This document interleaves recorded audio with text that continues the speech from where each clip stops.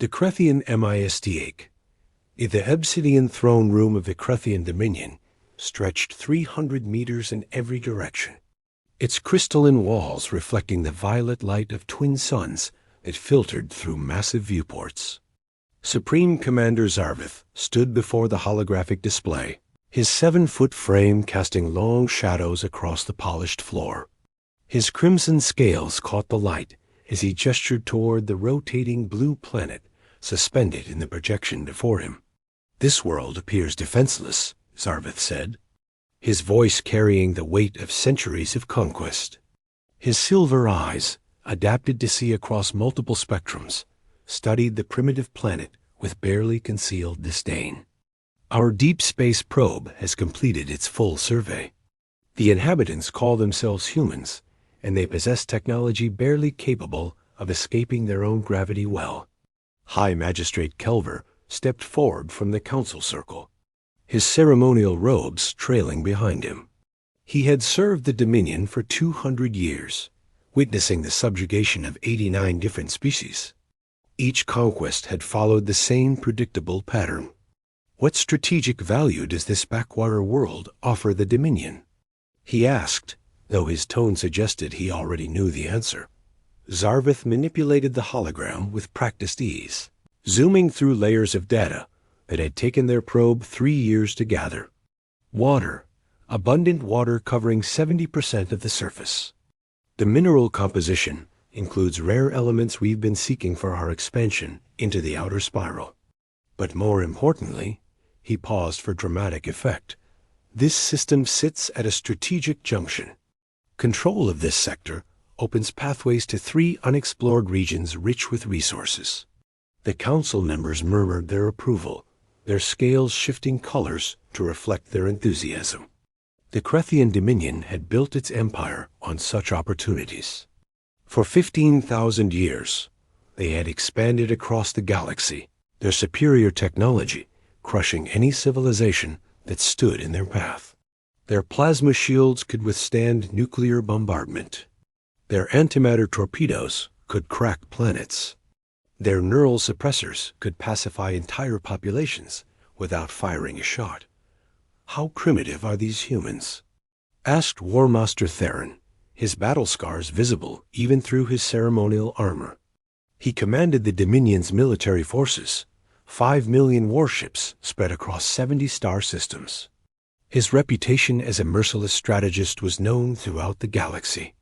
"Extraordinarily primitive," Zarvith replied with what could only be described as amusement. "They have achieved basic nuclear fission. Their space stations are fragile constructs, barely capable of sustaining a few dozen inhabitants. They fight among themselves in what they call nations, nearly 200 separate governments competing for resources on a single planet. They have not achieved faster than light travel. They have not unified their world. They are, in essence, children playing with fire." Laughter echoed through the throne room. The concept of a species so backward attempting to resist the Dominion was laughable.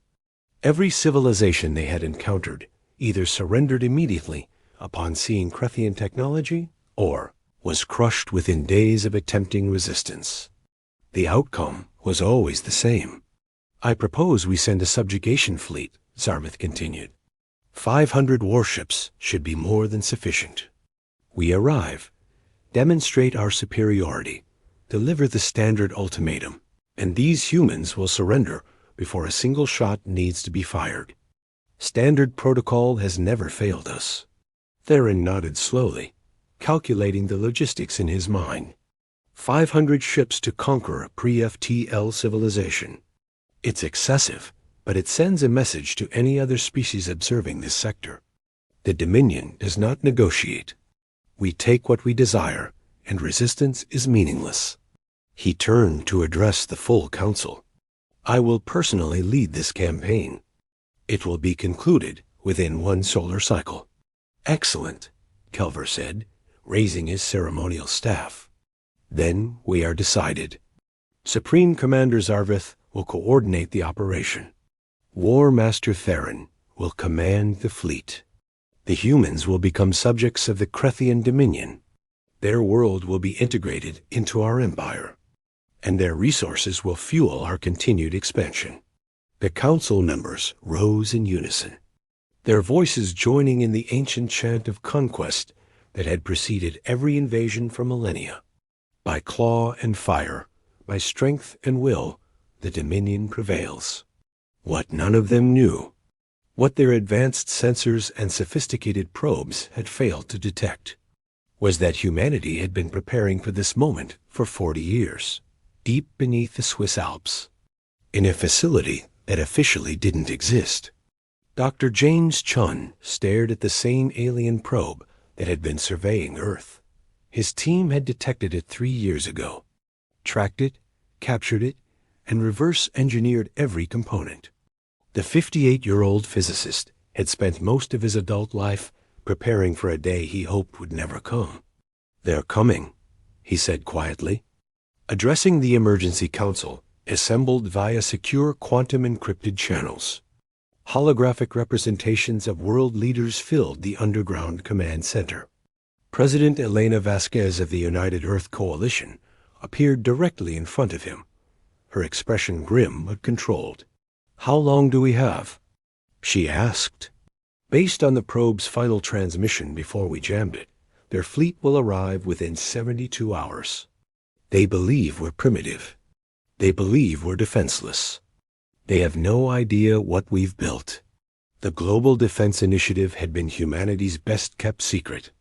After detecting the first alien probe 40 years ago, a coalition of nations had quietly united under a single purpose. They pooled resources, shared technology, and built defenses that violated several international treaties. They constructed weapons platforms disguised as weather satellites. They hollowed out asteroids and turned them into military bases. They developed quantum entanglement, communication systems that allowed instant coordination across the entire solar system. Most importantly, they had learned from the aliens themselves. The captured probe had contained technology beyond Earth's natural development, but human ingenuity had proven adaptable. Plasma shielding, antimatter containment, neural network AI coordination, and something the aliens hadn't expected humanity to master: quantum entanglement weapons that could disrupt matter at the subatomic level. Project Artemis is ready. General Marcus Stone reported from the Pentagon. His weathered face showed the strain of decades of preparation. "We have 400 orbital defense platforms, 82 hidden bases on the Moon, Mars, and Europa, and our new fleet of 180 vessels equipped with reverse-engineered FTL drives. They're sending 500 ships," John said. "Our intelligence suggests each is 3 times the size of our largest vessels. They have antimatter weapons and shields that can withstand nuclear strikes." "Then we don't use nuclear weapons," Vasquez replied. Her voice carried absolute authority. "We've been preparing for this scenario. They expect primitives. They expect surrender. We give them something they've never encountered before. We give them humanity." The next 72 hours were a symphony of coordinated preparation. Military forces moved into position under the cover of training exercises. Civilian populations were quietly evacuated from major cities under the guise of pandemic protocols. Scientists made final adjustments to weapon systems that had never been field-tested. Religious leaders prayed. Engineers triple-checked calculations. Families said goodbye to loved ones, just in case. On the third day, at exactly 1400 hours Greenwich Mean Time, the Cruthian fleet emerged from faster-than-light travel at Jupiter's orbit. 500 massive warships materialized in perfect formation, each one a monument to alien engineering.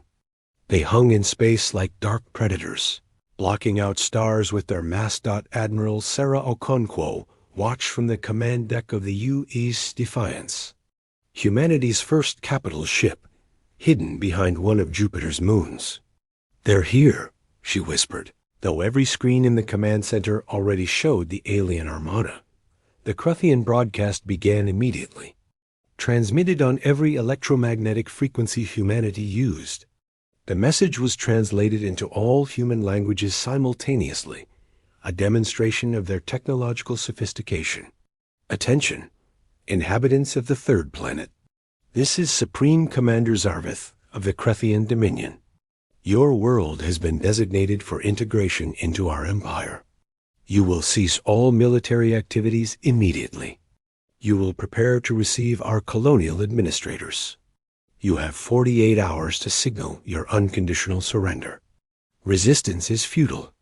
Your weapons cannot harm us. Your technology is inferior.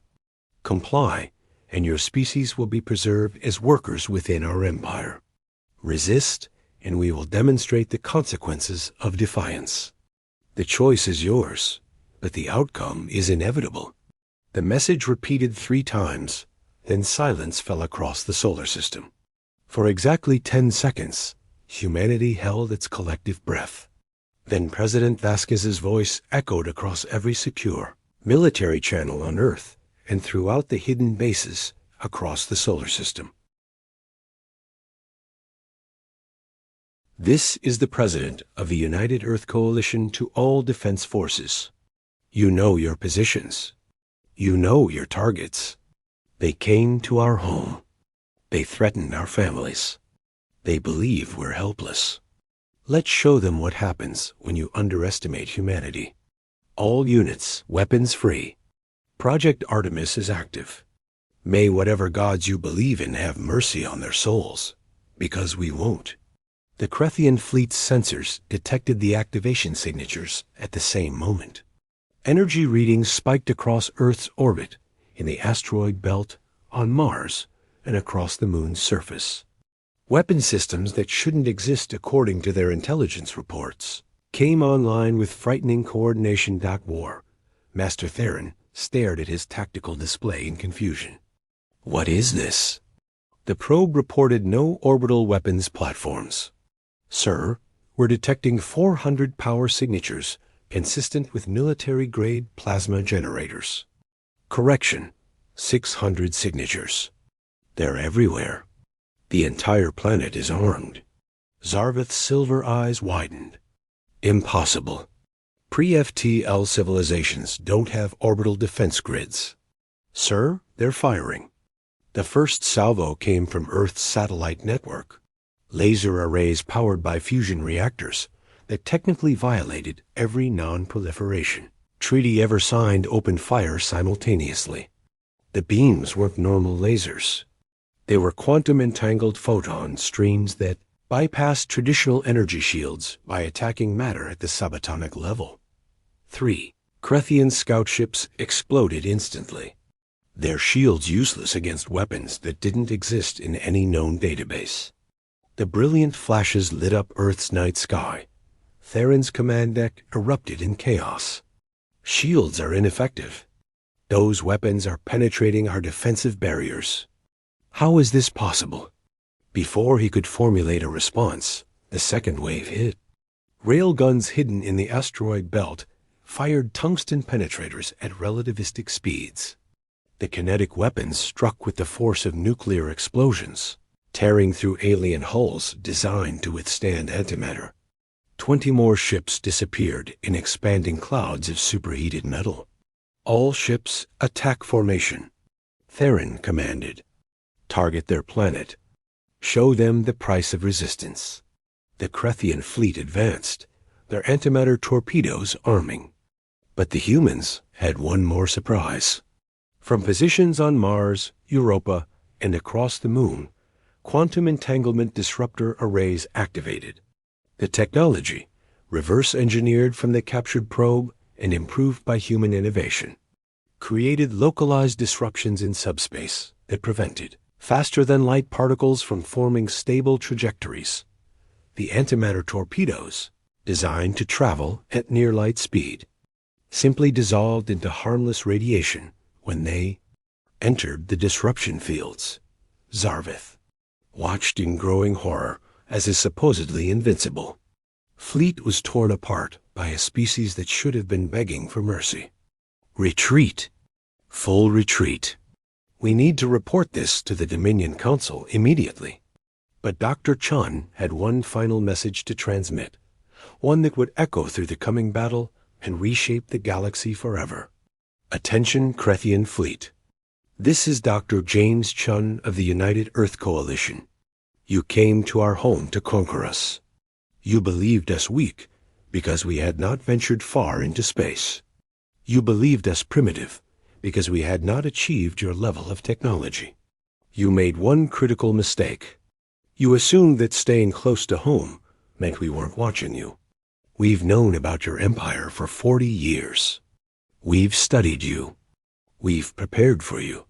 And now, you're going to learn the most important lesson in the universe. Humanity doesn't surrender. We adapt. We overcome. We win. Your invasion ends now, but this is just the beginning. You wanted Earth? Instead, you've awakened something your empire should have left sleeping. You've united humanity under a single purpose. And we're coming for you. Humanity's Esion Sion, the Krethian flagship, shuddered as another quantum disruptor beam tore through its port side, vaporizing an entire weapons deck. War Master Theron gripped his command chair as the ship's artificial gravity fluctuated, sending unsecured equipment tumbling across the bridge. His silver eyes fixed on the tactical display, watching in disbelief as humanity's hidden fleet emerged from concealment positions across the solar system. Status report, he commanded, his voice barely maintaining its authoritative tone. We've lost 112 ships in the first 10 minutes of engagement, his tactical officer reported, her scales pale with shock. The humans have weapons platforms we never detected. Our shields are ineffective against their primary armaments. They're using quantum entanglement technology that we believed impossible for a civilization at their development level. Impossible. That word echoed through Theron's mind as another wave of tungsten penetrators struck his formation. Each projectile carried enough kinetic energy to destroy a city, yet the humans were firing them by the hundreds. His fleet, which should have been obliterating primitive defenses, was instead being systematically dismantled. Admiral Sarah Okonkwo watched from the command deck of the UES, Defiance as her tactical AI. Athena coordinated the defense with inhuman precision. Every human vessel, every orbital platform, every hidden base operated as part of a single, unified organism. The AI predicted enemy movements before they happened, allocated firepower with perfect efficiency, and adapted to Krethian tactics in real time. Ma'am, the alien flagship is attempting to retreat, her tactical officer reported. Don't let them, Okonkwo replied coldly. Target their FTL drives. I want them stranded here. I want them to watch what happens when you threaten Earth. The quantum disruptor arrays shifted targets, focusing on the Krethian flagship's propulsion systems. The beams penetrated shields designed to withstand antimatter, destroying the exotic matter generators that powered their faster-than-light drives. One by one, the escaping Krethian vessels found themselves trapped in humanity's solar system. Their only option to continue the fight they were losing. On Earth, President Vasquez addressed the United Earth Coalition from a secure bunker beneath Geneva. Her face appeared on screens across the planet and on every human vessel in the solar system. Citizens of Earth, this is your president. The alien fleet that came to conquer us is being destroyed as I speak. Our forces, prepared through decades of cooperation and sacrifice, are defending our home. But defense is not enough. We've spent 40 years preparing for this moment, not just to survive, but to ensure it never happens again. Today, we show the galaxy that humanity will not be conquered. Today, we take our place among the stars, not as victims, but as protectors of our own destiny. In the Swiss facility, Dr. Chun monitored the battle while overseeing the most ambitious project humanity had ever attempted. Project Valkyrie, the reverse-engineered FTL drive system, had been tested only twice, both times with unmanned probes. Now, he was preparing to activate it on 180 warships simultaneously. Dr. Chun, we're reading anomalies in the quantum field generators, his lead engineer reported. The Krethian technology requires exotic matter we can barely produce in laboratory conditions. Scaling it up to fleet-wide deployment is pushing every safety margin we have. I know, Chun replied, his fingers dancing across holographic controls. But we don't have a choice. If even one of those ships escapes to warn the Krethian Dominion about our real capabilities, they'll return with thousands of vessels. We need to strike now, while they think we're just lucky primitives. The battle in Earth's orbit entered its second hour. The Krethian fleet, reduced to less than 300 ships, had formed a defensive sphere around their crippled flagship. Their antimatter weapons finally found their mark, destroying several orbital platforms and inflicting the first human casualties. 30,000 people died when a platform near geosynchronous orbit exploded, their sacrifice buying time for the counterattack to develop. Theron watched his fleet die around him, each loss a monument to his catastrophic underestimation of humanity. He had conquered 89 civilizations. He had never lost a battle. Now, surrounded by the wreckage of his armada, he understood the terrible truth. Humanity hadn't just prepared defenses. They had been studying the Krethians, learning from them, improving upon their technology. A predator had become prey. Open a channel to the human command, Theron ordered, his voice defeated. We surrender. We will withdraw from this system and recommend to the Dominion Council that Earth be classified as a no-contact zone. Admiral Okonkwo received the transmission and smiled grimly. Too late for that, War Master. You came to conquer us. You threatened to destroy our cities. You believed we were helpless. We can't let you return home to warn your empire. But we're not going to destroy you. We're going to teach you a lesson the galaxy will never forget. At that moment, Dr. Chun activated Project Valkyrie. The space around Earth's hidden fleet rippled as 180 human warships engaged their experimental FTL drives simultaneously.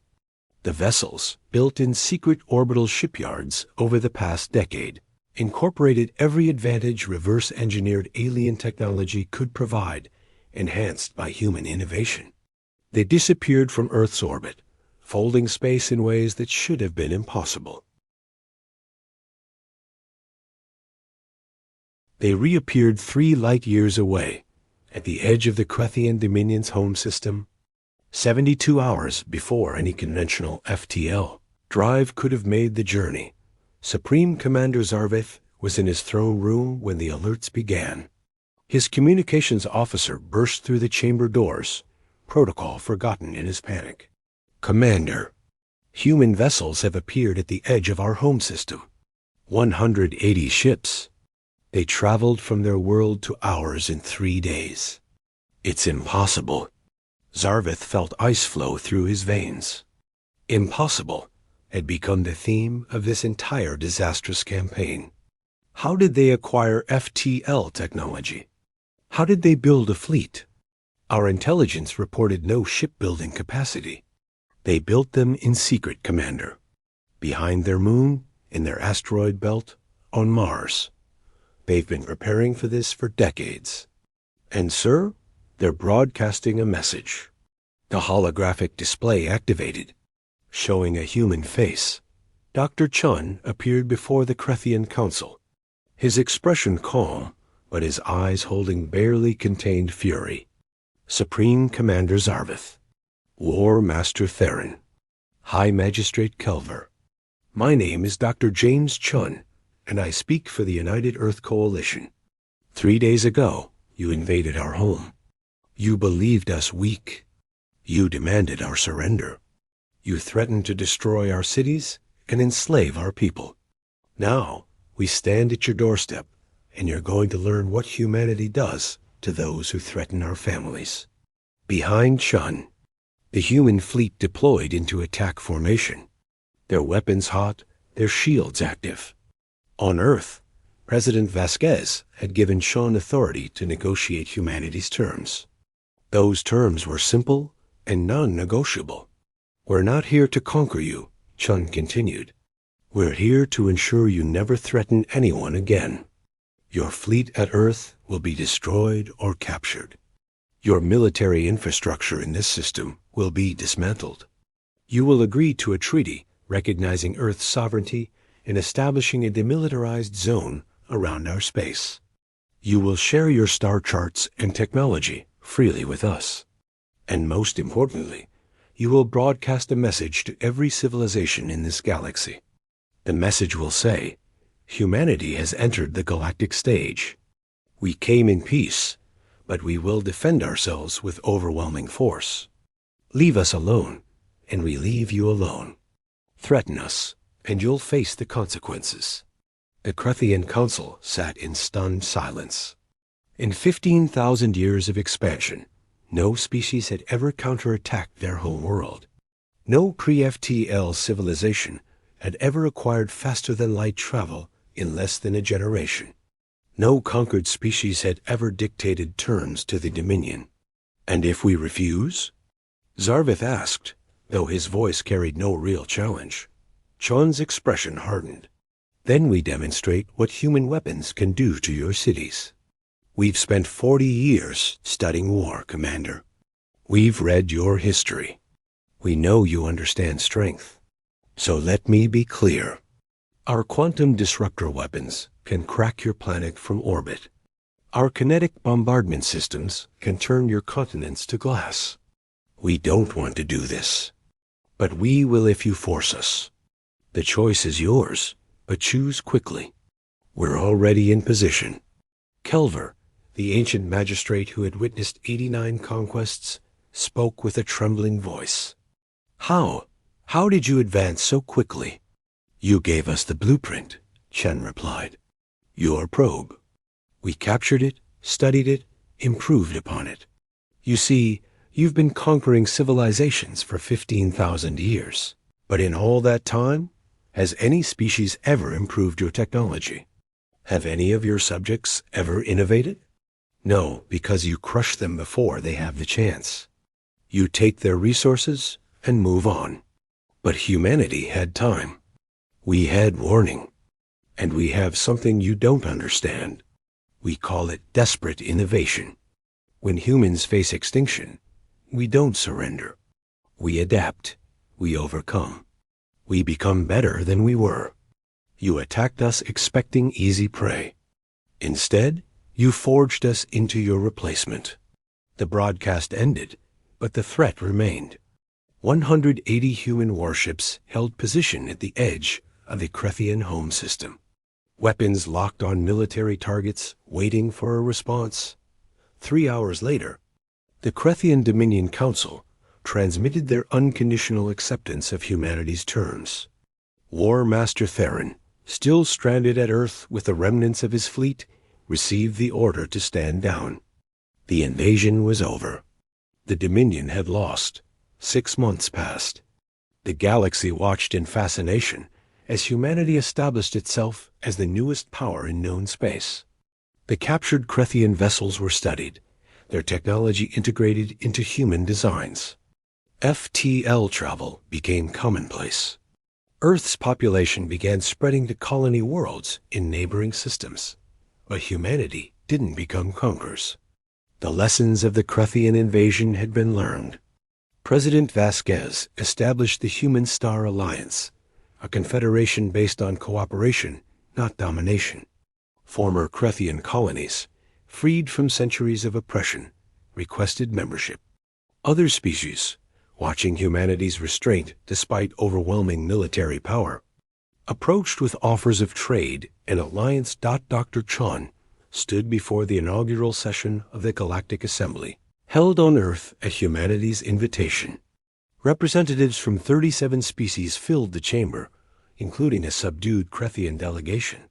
His speech would be remembered for generations. "We didn't ask to become a galactic power," he began. "We didn't want war.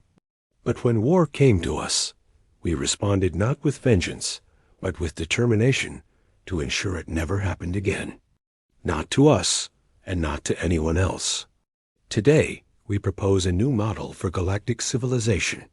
Not empires built on conquest, but a community built on mutual respect. Not domination, but cooperation. Not fear, but hope.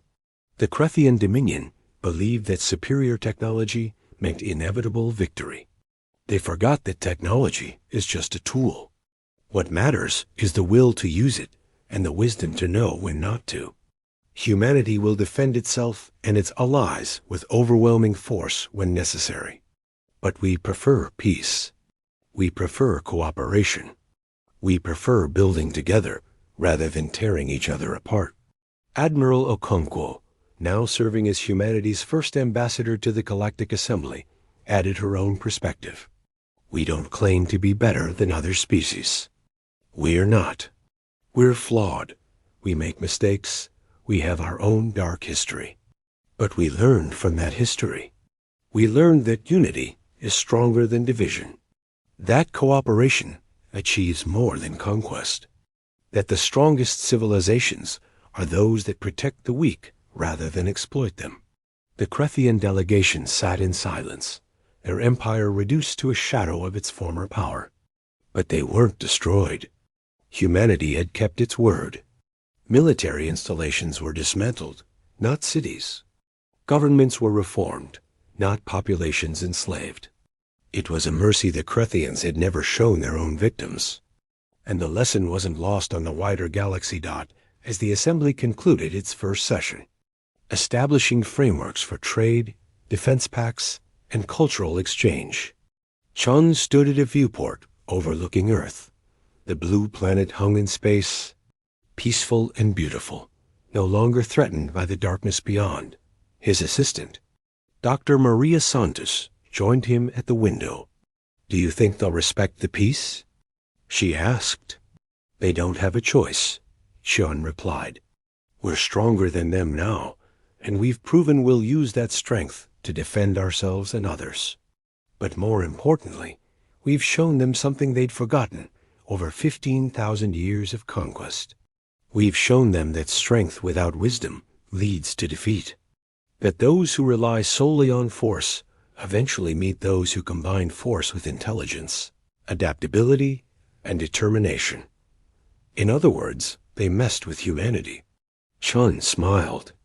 "In the most fundamental way possible. They threatened our home. They underestimated our capacity for innovation. They believed primitive meant helpless. They learned better." Earth's new orbital defense grid glittered in the sunlight, but it was only one part of humanity's transformation. Ships bearing Earth's insignia now patrolled trade routes, protecting merchant vessels from pirates. Human scientists worked alongside alien researchers on collaborative projects. Human diplomats negotiated treaties that benefited all parties. Human military advisors helped former Krethian colonies establish their own defenses. The galaxy had changed. An empire that had ruled through fear for 15,000 years had been humbled in less than a week. A species that should have been easy prey had instead proven to be the most dangerous predator in known space. And most surprisingly, that predator had chosen mercy over vengeance, cooperation over domination. Late that night, President Vasquez delivered her final address of the year to Earth's population. "Citizens of Earth, 1 year ago, we faced extinction. An alien armada came to conquer us, believing we were helpless. Today, we stand as equals among the stars. We didn't achieve this through superior virtue or divine destiny. We achieved it through 40 years of preparation, sacrifice, and unity. We achieved it because when faced with extinction, humanity refused to surrender. We defended our home not just for ourselves, but for future generations. We counterattacked not for revenge, but to ensure the threat never returned. We showed mercy not from weakness, but from strength. And now, we build a future where no species need fear invasion, where cooperation replaces conquest, where the strong protect rather than exploit the weak." The Krethian invasion was supposed to be our end. Instead, it became our beginning. We emerged from that trial not as victims, but as a civilization capable of holding our own among the stars. We learned that humanity's greatest strength isn't our technology or our weapons. It's our refusal to accept defeat, our capacity to adapt, our determination to protect what we love, no matter the cost. To those watching from beyond Earth, to the species who wonder if humanity can be trusted with the power we now possess, I say this: judge us by our actions. We had the power to destroy our enemies. We chose restraint. We had the power to become conquerors. We chose to be protectors. We had the power to rule through fear. We chose to lead through example. The Krethian Dominion learned a lesson that day. You don't threaten humanity's home. You don't underestimate human determination. And you certainly don't give humans 40 years to prepare for war. Because when humans prepare, when humans unite, when humans decide something must be done, the galaxy itself takes notice. We are humanity. We defended Earth. We emerged among galaxies. And we're just getting started. The broadcast ended, but the message echoed across known space. The Human Star Alliance grew stronger each month, its influence spreading through example rather than force. Former enemies became trading partners. Isolated species requested membership. The Galactic Assembly flourished under Earth's leadership, creating an era of cooperation unseen in galactic history. And somewhere, in the depths of space, other empires built on conquest watched humanity's rise with growing concern. They watched and learned the same lesson the Krethians had learned too late. In the vast darkness of space, among civilizations spanning millennia, a new power had emerged. One that combined technology with determination, strength with wisdom, force with mercy. They had awakened humanity. And the galaxy would never be the same. The end asterisk